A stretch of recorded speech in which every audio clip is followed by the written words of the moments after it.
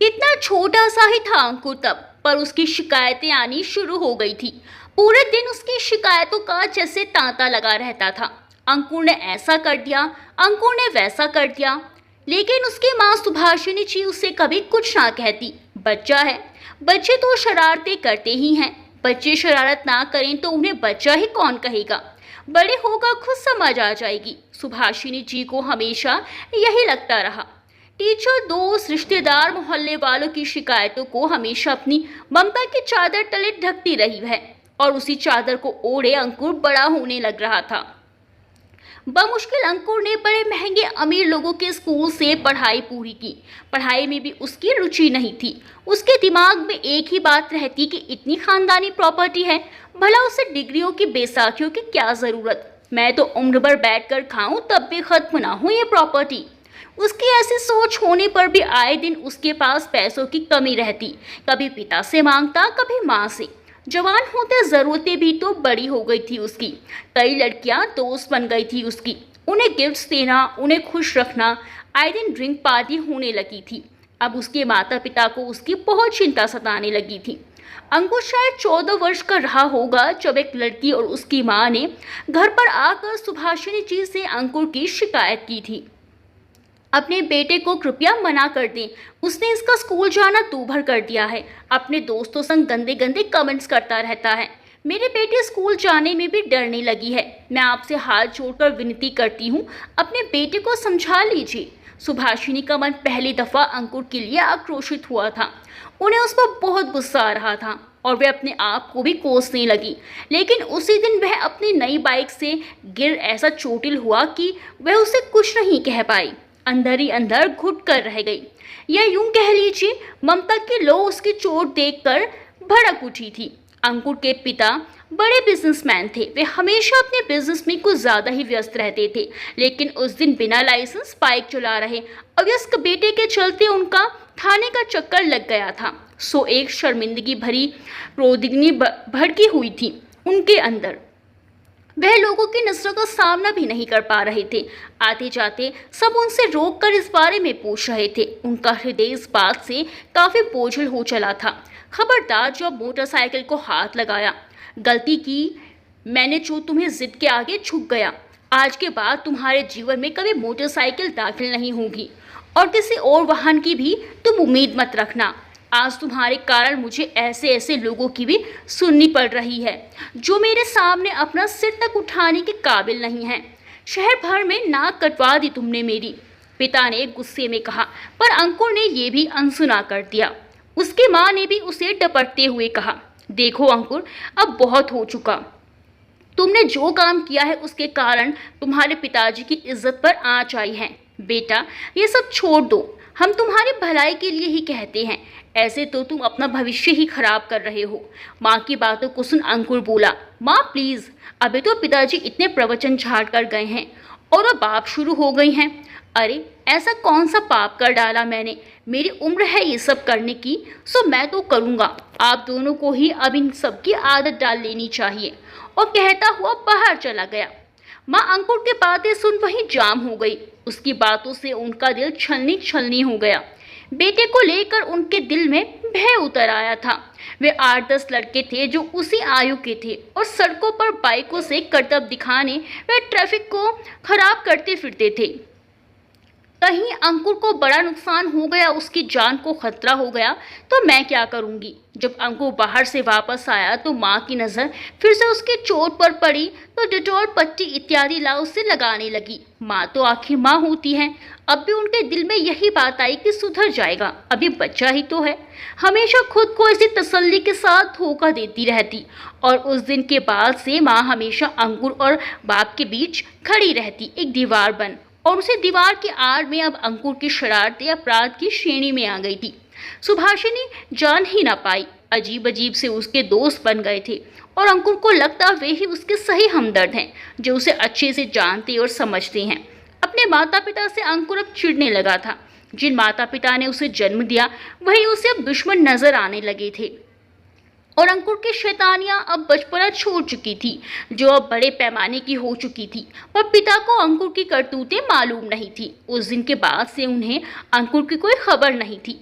उन्हें लगता था मेरी उस दिन की डांट क्लास ने उसे कुछ तो सुधार ही दिया है, लेकिन एक ना एक दिन तो कलाई खुलनी ही थी। एक दिन अंकुर ने मांग की कि वह 8 दिनों के लिए दोस्तों के साथ गोवा जाना चाहता है। उसे 2 लाख रुपये चाहिए। उसी दिन पिता के पास अटैची में 5 लाख रुपए थे। अंकुर अटैची खोलने लगा तो पिताजी हड़बड़ाते हुए बोले कि नहीं, मैं तुम्हें इतने पैसे नहीं दे सकता। क्या जरूरत है तुम्हें गोवा जाने की और इतना पैसा उड़ाने की? खुद कमाकर अपने पैसों से चाहे कहीं भी जाना, लेकिन अटैची छोड़ दे, किसी को भुगतान करना है, वही पैसे इसमें हैं। अंकुर के पिता सीढ़ियों से उतरने लगे और बोल रहे थे, इतने पैसे तो क्या मैं तुझे एक फूटी कोड़ी नहीं दूंगा अपनी मेहनत की। अंकुर उतरता हुआ लगातार उनके हाथ से ब्रीफकेस छीनने का प्रयास करने लगा था। इसी छीना झपटी में भला 22-23 साल बरस के युवक ने अधेड़ होता बाप कैसे जीतता। रुपयों से भरे उस अटैची को छीन कर भागते हुए अंकुर ने पलटकर भी नहीं देखा कि उसके पिता इसके बाद सीढ़ियों से लुढ़कते चले गए। पिता तो सिर्फ सीढ़ी से लुढ़के, पर बेटा अब माँ की आंखों से टप टप आंसुओं संग भी लुढ़क गया। वे चिल्ला उठी। उन्हें अस्पताल में भर्ती कराया गया। पिता की न सिर्फ हड्डियां टूटी बल्कि मन भी टूट गया। दोनों माता पिता अपनी किस्मत को दोष देने लगे। उन्हें जितना दर्द हड्डियां टूटने का था, उससे कहीं ज्यादा दर्द अपने बेटे की करतूत से था। आज उसने माता पिता और बेटे के रिश्ते को तार तार कर डाला था। अपनी अय्याशी के चक्कर में उसने अपने पापा तक को नहीं देखा और किसी को देने वाले 5 लाख की रकम लेकर भाग गया। उसके पिता ने किसी तरह उनकी भरपाई की और अब वे बिस्तर पर आ चुके थे। सुभाषिनी जी ने उनकी पूरी सेवा की। पत्नी के प्यार और सेवा से उनकी हालत में काफी सुधार आ गया था, लेकिन मन के जख्म भरने का नाम नहीं ले रहे थे। बचपन में अंकुर पर अंकुश न लगाने का यही नतीजा था। अंकुर को अपने इकलौते होने का बड़ा गुरूर था और सोचता था तेरा ही तो है सब कुछ। लेकिन थोड़ा ठीक होते ही उसके पिता ने एक पुराने वकील को बुलवाकर कानूनी तौर से उसके साथ संबंध विच्छेद कर लिया और उससे सारे रिश्ते नाते खत्म कर लिए। इस बात पर अंकुर ने बहुत पैर पटके, दोनों माता पिता के पैरों में गिर, लेकिन कुछ हाथ ना लगा। माँ ने भी कुछ ना कहा, अपनी सहमति ही जताई और शायद कोई राह शेष नहीं थी। उन्होंने अपने पति का साथ ही दिया और अपने बेटे से सारे नाते तोड़ डाले। अब आए दिन अंकुर की कुख्याति से अखबार पटने लगे, क्योंकि घर से कुछ न मिलने पर वह राहजनी लूट रंगदारी करने लगा। और तो और अंकुर ने एक लड़की को अगवा किया और उस पर बलात्कार का आरोप लग गया। बलात्कारी और ड्रग रखने का आरोपी अंकुर के लिए आए दिन उसके माता पिता के घर पर पुलिस व पत्रकारों के चक्कर लगते रहते। हालांकि वह घर नहीं आता था, वह कभी एक ठिकाना ढूंढता, कभी दूसरा, लेकिन उसके माता पिता इन सब से अपने होश खोते जा रहे थे। पत्रकार और पुलिस आकर उनसे तरह तरह की पूछताछ करती, जिसने अब उन दोनों का हृदय पूरी तरह टूट चुका था। वे बार बार अपना बयान देते कि हमारा उससे कोई लेना देना नहीं है, लेकिन फिर भी पुलिस बाल की खाल निकालना नहीं छोड़ती थी। एक दिन उसके पिता की सहनशीलता की सीमा समाप्त हो गई। उन्होंने खुद को कमरे में बंद किया। पत्नी चीखती चिल्लाती रही, लेकिन उन्होंने दरवाजा नहीं खोला और अपनी लाइसेंसी बंदूक से अपनी लीला समाप्त कर ली। गोली की आवाज सुनकर पड़ोसी भी दौड़े आए। सुभाषिनी जी बेहोश पड़ी थी। कुछ औरतों ने उन्हें उठाकर बेड पर लेटाया और मर्दों ने दरवाजा तोड़ा। पुलिस को बुलाया गया और उनका मृत पड़ा शरीर पोस्टमार्टम के लिए भेज दिया गया।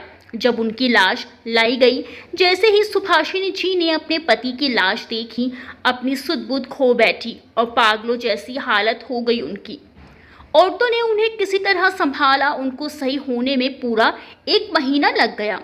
अब वे अकेली थी जीवन प्रांगण में। खुद को जिम्मेदार मान लोहा लेती रहती, खुद को दोष देती रही, पति को याद कर कर के आंसू बहाती रही। घर के एक कोने में बैठी दीवारों को निहारती रहती और अपने पति की तस्वीर से बातें करती रहती। कुपुत्र की कुख्याति से जाने कितने बरस गुजर गए। उनको देखे हुए अरसा बीत चुका था, लेकिन उसके दिए जख्म आज भी ताज़ा ही थे। एक पत्नी ने अपना पति खोया था अपने बेटे के कारण। ये बात सुभाषिनी जी को रात दिन खाए जाती थी। अंकुर का नाम अब खबरों से बाहर निकल गया था तो पत्रकारों और पुलिस का घर में आना भी खत्म हो चुका था। वह क्या सुधर गया था। माँ के मन का एक कोना आशान्वित होता पर अगले ही क्षण दूसरा कोना जोर शोर से इसे नकारने लगता। नहीं, वो कभी नहीं सुधर सकता। उसने अपने पिता की भी हत्या की है। मैं उसे कभी माफ नहीं करूंगी। एक पत्नी की अंतरात्मा उसे चीख चीख कर कहती रहती थी। वे पति की बची कुची जमा पूंजी को सहेज कर काम चलाती, मानो बेटे के कुकर्मों का प्रायश्चित कर रही हूँ। उधर अंकुर ने अपनी तरफ से माँ बाप दोनों को मरा बांध दिया था, लेकिन एक दिन उसने पता किया कि माँ अकेली रह रही है तो माँ के पास जाता हूँ। और फिर एक रात अचानक वह माँ के दरवाजे पर खड़ा था, एक लड़की के साथ। सुभाषिनी ने अपनी बूढ़ी मिचमिचाती आंखों से अधेड़ हो चले बेटे को देखा, मानो करंट लग गया उन्हें। बिजलियां टूट पड़ी उन पर। विश्वास और अविश्वास की चौखट पर कुछ पल झूलती रही सुभाषिनी कि पुत्र को पार करने दे या नहीं। एक पत्नी कहती, नहीं, इसे पार करने मत देना, घर की दहलीज। इसने तेरे पति को मारा है। लेकिन माँ कहती, तूने इसे अपनी कोख में रखा है, इसे जन्म दिया है। देख, तेरे द्वार वही बेटा खड़ा है, वही बेटा जिसे तूने अपने खून से सींचा है, वही बेटा जिसके लिए तू रात रात भर जागी है। आखिरकार ममता सब पर भारी पड़ी और विवेक हार गया। माँ, इससे मेरी शादी करा दे, कहते हुए अंकुर अंदर आया। शुरू शुरू में वह सुभाषिनी की गोद में जब सर रखकर कहता तो सुभाषिनी जी की आंखों में नजधार फूट पड़ते, मानो पुराने दिन लौट आए हों। उनकी ममता जाग जाती थी। कुछ दिनों के लिए सुभाषिनी जी यह भूल गई थी कि वक्त कभी लौटता नहीं। होने को कौन टाल सकता था जब भगवान ने ऐसा ही नसीब में लिखा था तो। लेकिन फिर धीरे धीरे अंकुर की हरकतें संदिग्ध लगने लगी। उसकी कई हरकतें देख वे फिर से घबरा उठी थी।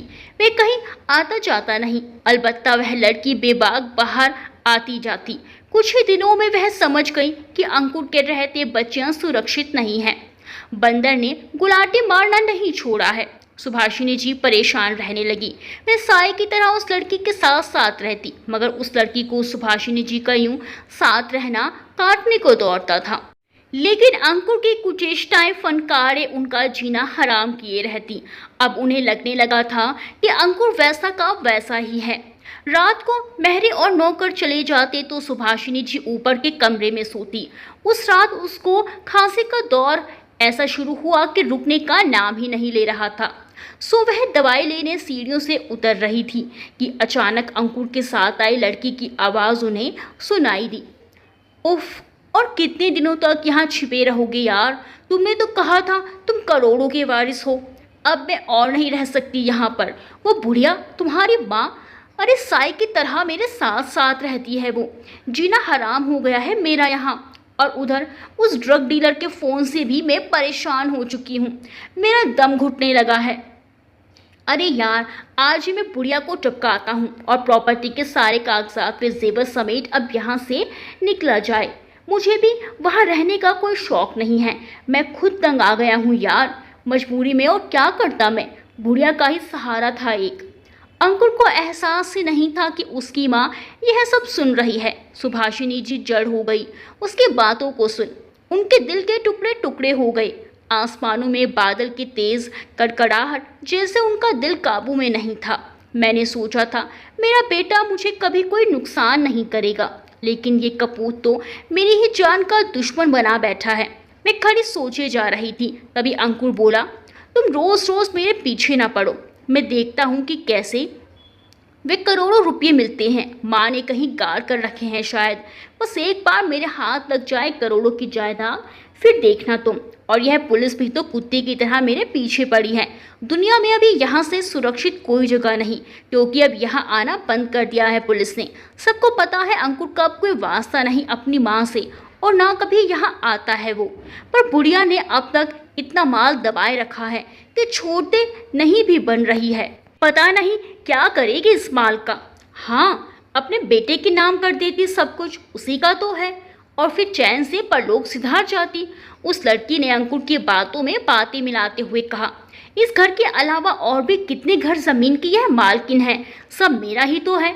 अब जो यहाँ से निकले तो देश वापस नहीं आना है, बस किसी तरह निकल जाऊं उस ड्रग डीलर के मुंह पर पैसे मारकर, फिर विदेश में ही अपना आशियाना बनाएंगे। अंकुर ने ऐसा कहा तो उस लड़की ने कहा, जो करना है जल्दी करो वरना पुलिस तो बाद में आएगी। वह ड्रग डीलर सूंघते हुए यहाँ पहुँच गया ना, तो ना प्रॉपर्टी बचेगी, ना तुम्हारी मम्मी और ना ही ये जेवर।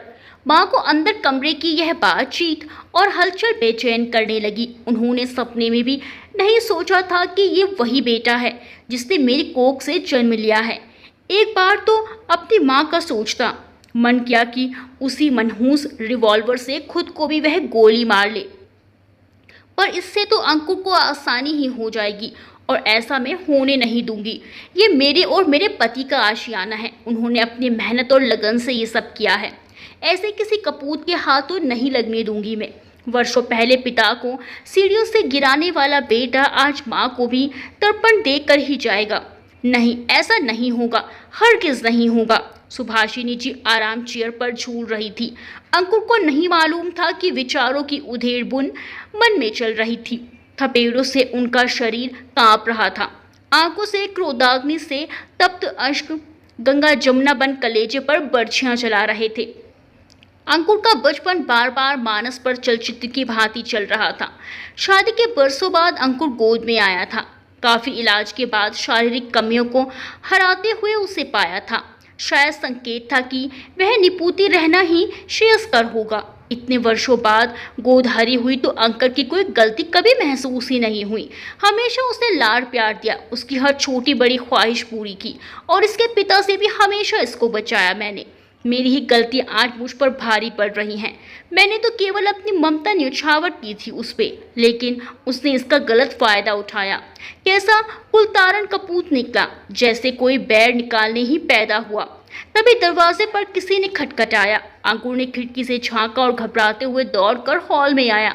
सुभाषिनी जी को बैठा देख वह झट से उसकी गोदी में सिर घुसा शुतुरमुर्ग बन कहने लगा, माँ माँ दरवाज़ा मत खोलना, पुलिस आई है, तेरे बेटे को पकड़कर ले जाएगी माँ। बेटे से यह नज़दीकी और प्यार भरे बोल माँ का मन फिर भरमाते कि सुभाषिनी जी जोर से बोल पड़े, दरवाज़ा खुला है, अंदर चले आए।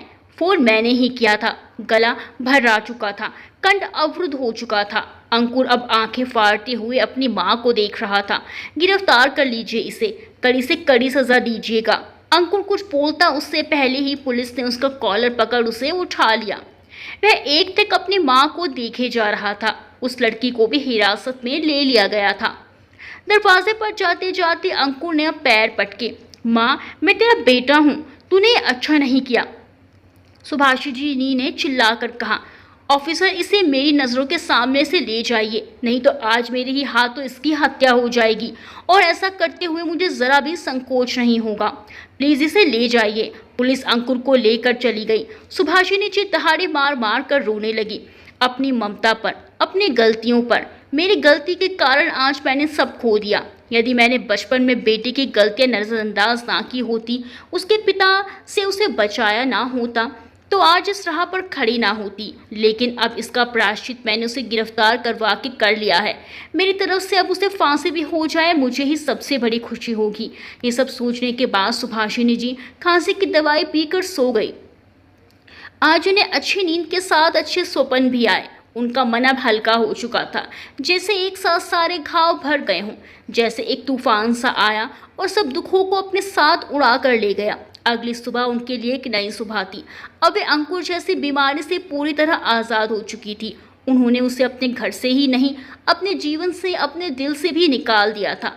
अब वे बिना किसी बोझ के खुशी खुशी अकेले ही अपना जीवन व्यतीत करने लगी थी। दोस्तों, कहानी के बारे में अपने विचार कमेंट से बताएं। वीडियो को लाइक करना बिल्कुल ना भूलें। मिलते हैं अगली वीडियो में अच्छी सी कहानी के साथ। तब तक के लिए बाय बाय।